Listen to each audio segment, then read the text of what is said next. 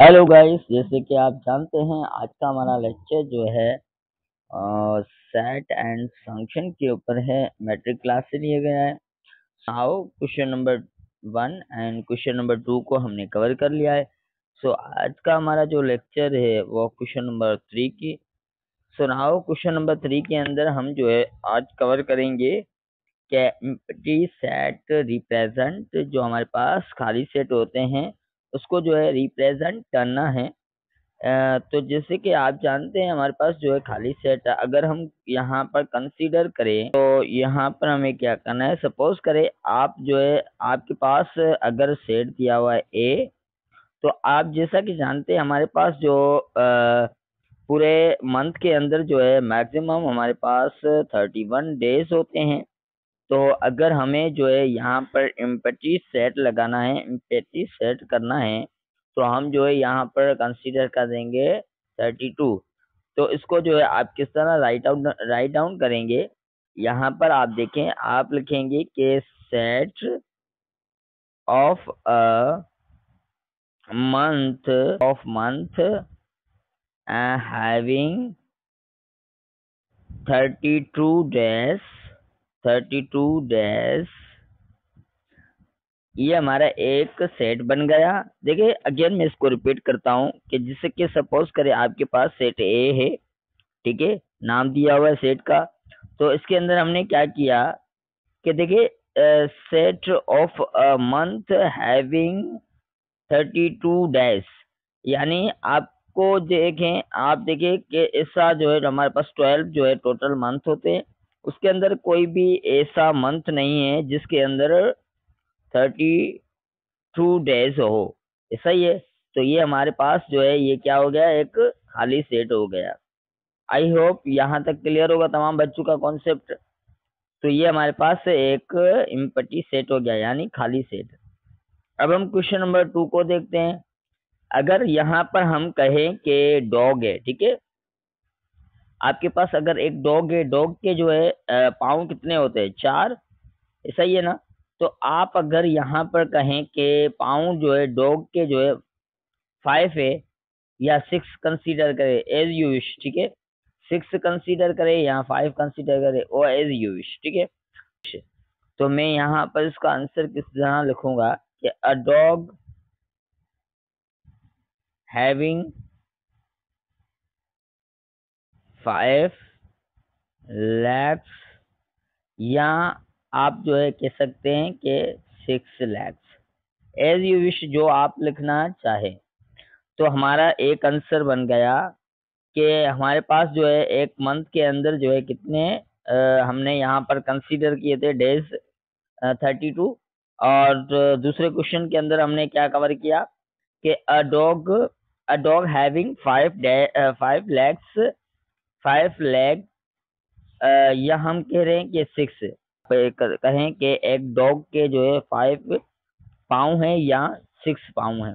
तो ये हमारा एक किस्म का जो है ये क्या बन गया, इम्पटी सेट, यानी खाली सेट। क्यों? क्योंकि देखिए आप जानते हैं कि डॉग के कभी भी 6 पाँव या 5 पाँव नहीं उसमें होंगे, ठीक है। डॉग है उसके जो है हमेशा क्या होंगे, 4 पाँव होंगे। सही है ना। सो क्वेश्चन नंबर 3 को देखें। क्वेश्चन नंबर 3 उसी तरह आप बनाएंगे, वही मेथड अप्लाई करना पड़ेगा। अब देखिए मिसाल के तौर पर आप हैं, ठीक है, आप स्टूडेंट है, आपके 2 पाँव हैं, ऐसा ही है ना।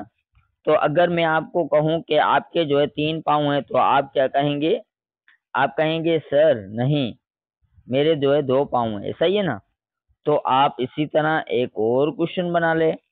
सपोज करें आप यहाँ पर लिखेंगे कि अ ह्यूमन, यानी इंसान के जो है क्या है, हैविंग 3 पाँव है, ठीक है। तो आप जो है यहाँ पर मुझे बताएंगे कि सर ये क्या सेट पॉसिबल है या नहीं। मुझे मुझे बताएं स्टूडेंट्स, क्या ये सेट पॉसिबल है या नहीं। आप कहेंगे बिल्कुल नहीं सर। क्यों? क्योंकि इंसान के जो है 2 पाँव होते हैं, कभी भी 3 पाँव नहीं होंगे। तो आप यहाँ पर क्या कर देंगे कि ये हमारे पास इम्पटी सेट हो गया। आई होप यहाँ तक क्लियर होगा तमाम बच्चों का कॉन्सेप्ट। सो क्वेश्चन लास्ट आप कंसीडर करें, उसके बाद जो है हमारे क्वेश्चन नंबर 4 को कवर करते हैं। क्वेश्चन नंबर 4 के अंदर हमें फाइनाइट एंड इनफाइनाइट के सेट जो है यहाँ पर कंसीडर कर। क्वेश्चन 3 का जो है यही पार्ट चल रहा है, ठीक है। इसके हमने जो है 4 क्वेश्चन बनाए ताकि आपका कॉन्सेप्ट बने। पाकिस्तान के अंदर जो है, पाकिस्तान के अंदर आपने देखा होगा कि लेडी जो है, लेडी यानी वोमेन भी प्रेसिडेंट नहीं बनी है, ऐसा ही है। हमारे पाकिस्तान के अंदर कभी भी लेडीज जो है वो प्रेसिडेंट नहीं बनी है, ऐसा ही है। तो यहाँ पर आप लिखेंगे डी सेट कंसीडर करें। आप लिखेंगे कि वुमेन प्रेसिडेंट ऑफ पाकिस्तान, ठीक है। क्या मुझे बताएं ये इम्पटी सेट है या सेट कंसीडर कहलाएगा? बेशक आप कहेंगे कि सर ये इम्पटी सेट है, तो आप यहाँ पर जो है इस तरह जो है दोनों ब्रैकेट यूज कर लेंगे। इसका मतलब होता है कि ये एम्पटी सेट है, खाली सेट है, ठीक है। आपके पास मैं यहाँ पर क्वेश्चन नहीं देख रहा हूँ, आप जो है बुक्स आगे रखें और राइट डाउन कर लेना। Classify the following as finite, ठीक है। हमारे पास एक है फाइनाइट नंबर एंड एक फाइनाइट सेट और दूसरा हमारे पास इनफाइनाइट सेट, ठीक है। ये दोनों हमें क्या करना है, यहाँ पर दोनों सेट्स को राइट डाउन करना है। सो क्वेश्चन नंबर 4 के अंदर कहा गया है कि classify the following as finite and infinite sets, ठीक है। हमें क्या करना है, राइट डाउन करने हैं। फाइनाइट का मतलब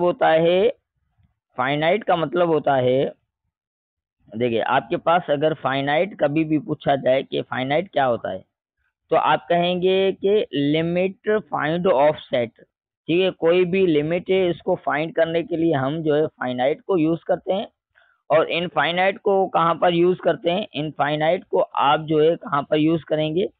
आप जहाँ पर जो है कोई भी सेट को फाइंड आउट ना करें तो वहां पर जो है not limited find of set, ये हमारा कहाँ पर यूज होता है? ये इनफाइनाइट होता है। और फाइनाइट जो है हम जहाँ पर जो है लिमिटेड फाइंड ऑफ सेट करते हैं, वहां पर हम जो है फाइनाइट को यूज करते हैं और वहां पर हम इनफाइनाइट को यूज करते हैं। आई होप यहाँ तक क्लियर होगा। थ्रू जो है आप यहाँ पर चेक कर लें, ठीक है। आपके पास यहाँ पर दिया हुआ है कि सेट ऑफ एशियन कंट्रीज, ठीक है। एशियन कंट्री, मैं यहाँ पर पेज रिमूव करूँ, लेकिन हमारा जो है काफी स्टूडेंट परेशान हो गए इसकी वजह से। सो ये सारी चीजें आपको तंग कर रही होगी, लेकिन आप जो है लिख लेना कि सेट ऑफ एशियन कंट्रीज। अब मुझे बताएं कि ये फाइनाइट सेट है या इनफाइनाइट सेट है? मुझे जो है कमेंट करे कि ये फाइनाइट सेट है या इनफाइनाइट सेट है, इसका जवाब मुझे दें। देखिए आपके बुक में जो है इस तरह लिखा होगा, ठीक है, कि सेट ऑफ एशियन कंट्रीज, यानी एशियन कंट्रीज हमारे पास जो है वो फाइनाइट है या इनफाइनाइट कहलाएगा। तो आप कहेंगे कि सर ये हमारे पास क्या है, एशियन कंट्रीज को आप जो है फाइंड आउट कर सकते हैं ना? बेशक। तो एशियन जो कंट्रीज होगी उसको जो है इजीली आप जो है बता सकते हैं कि सर हमारे पास एशियन कंट्रीज को जो है हम इजीली मालूम कर सकते हैं। तो ये हमारे पास क्या हो जाएगा, ये फाइनाइट हो गया। तो इसकी वजह से मैंने यहाँ पर कॉन्सेप्ट बताया कि फाइनाइट जो है वो हमारे पास लिमिट्स फाइंड ऑफ सेट होता है, और इनफाइनाइट का मतलब होता है कि not limited of find out, ठीक है। सो यहाँ पर हम क्या करेंगे कि सर ये हमारे पास क्या है, आप कहेंगे सर ये हमारे पास फाइनाइट सेट कहलाएगा, ठीक है तमाम बच्चे। क्वेश्चन नंबर 2 के अंदर आपको बताया जा रहा है, मैं यहाँ पर लिखना नहीं चाह रहा हूँ तो आप लिख लेना कि हमें दिया हुआ है कि set of all medical universities of world, यानी देखिए तमाम मेडिकल जो भी यूनिवर्सिटीज पूरी दुनिया के अंदर है, ठीक है, पूरी दुनिया के अंदर जो है, यहाँ पर आप सवाल लिख लेना कि set set of all the medical universities of world.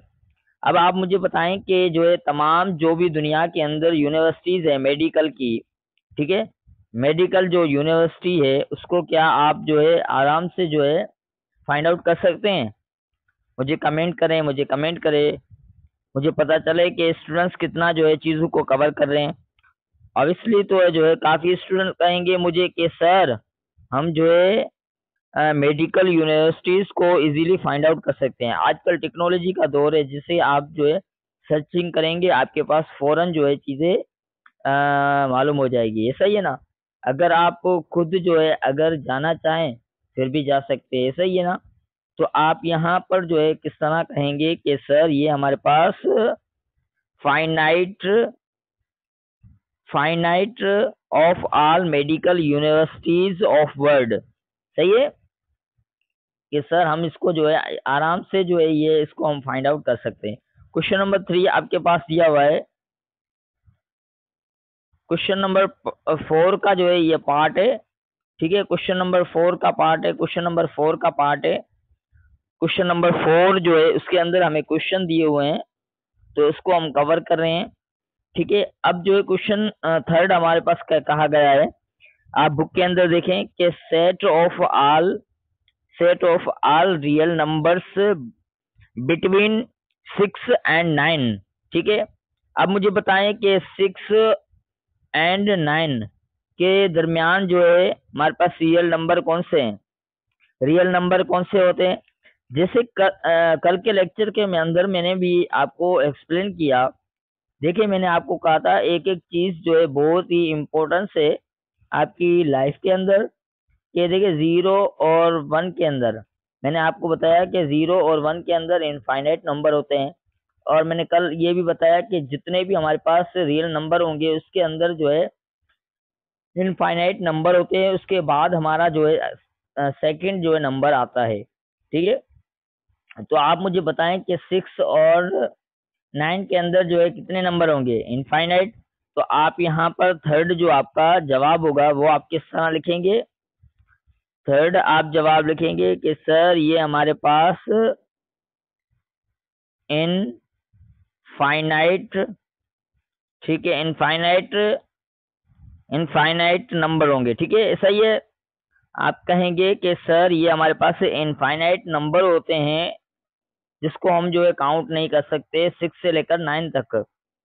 Even जो हमारे पास होते हैं कि set of all the even prime numbers हमारे पास कौन से होते हैं? जैसे कि आप जानते हैं हमारे पास even and prime, prime number और इवन नंबर एक ऐसा जो है हमारे पास टू होता है, इवन भी है और प्राइम नंबर भी है, जो हमारे पास क्या आते हैं? फाइनाइट नंबर होता है। तो आप यहाँ पर लिखेंगे कि हमारे पास टू ऐसा नंबर होता है फाइनाइट, जो हमारे पास टू ऐसा प्राइम नंबर होता है जिसके अंदर जो है क्या है कि इवन भी है और ये प्राइम भी है। आई आई होप यहाँ तक क्लियर होगा तमाम बच्चों का कॉन्सेप्ट। देखिए अगेन मैं रिपीट करता हूँ, क्वेश्चन नंबर 4 के अंदर आपको कहा गया है कि set of all the even prime numbers, even prime number आपके पास जो है कौन सा है? तो आप कहेंगे कि सर टू ऐसा जो है फाइनाइट नंबर होता है जो हमारे पास इवन भी है और प्राइम नंबर भी है। तो ये इसका जवाब हो गया। अब क्वेश्चन नंबर, तो यहाँ पर लास्ट क्वेश्चन आपको दिया हुआ है कि सेट, ठीक है, set of all odd number, ठीक है, ऑड नंबर्स लेस देन 5। अब देखें इसका जवाब आप किस तरह देंगे। अगर किसी स्टूडेंट को ये सारी चीजें कवर हो रही है तो वो मुझे जरूर जवाब दें। देखिए सेट ऑफ ऑल जो हमारे पास ऑड नंबर्स हैं वो लेस देन होगा 5 से। क्या ऐसा पॉसिबल है? नहीं, ये क्या होंगे? इनफाइनाइट नंबर होंगे। तो आप यहाँ पर देखें क्या लिखेंगे कि ये हमारे पास इनफाइनाइट नंबर होंगे। आई होप आज का लेक्चर आपका वाइंड अप होता है, और इंशाल्लाह नेक्स्ट लेक्चर के अंदर हम और चीज़ें कवर करेंगे। तो उम्मीद करता हूँ यहाँ तक तमाम चीज़ें जो है कवर हो चुकी होगी। देखिए हमारा क्वेश्चन नंबर 1 भी मुकम्मल हो गया। क्वेश्चन नंबर 1 जो है हमारे एक्सरसाइज हमारी चल रही है 17.1, ठीक है, जिसके अंदर क्वेश्चन नंबर 1 को कवर किया, क्वेश्चन नंबर 2 को कवर किया, एंड क्वेश्चन नंबर 3 को, एंड क्वेश्चन नंबर 4 को। आई होप ये तमाम क्वेश्चन जो है स्टेप बाय स्टेप आपको अच्छे तरीके से जो है अंडरस्टैंड हो रहे होंगे। अगर कोई भी मुश्किल होती है तो आप जरूर पूछा करें, ठीक है। तो अगर किसी ने वॉच नहीं किया तो फर्स्ट ऑफ ऑल उसे वॉच करें। सो नाउ उसके उसके अलावा मैं आपको यही सजेशन देता हूँ कि जो है आपको बुक चाहिए पीडीएफ के थ्रू, तो आप अवेलेबल है मेरे पास, आप जो है ले सकते हैं। और इनके अलावा ये भी कहना चाहता हूँ कि कोई भी हेल्प चाहिए तो आप ज़रूर रब्ता करें, और मैं आपका जितना हो सके मेरे पास टाइम निकाल के आप लोगों के लिए मददगार साबित होऊंगा, ठीक है। सो अल्लाह हाफिज़, टेक केयर, अपना ख्याल रखें और अपनी फैमिली का। जज़ाकल्लाह।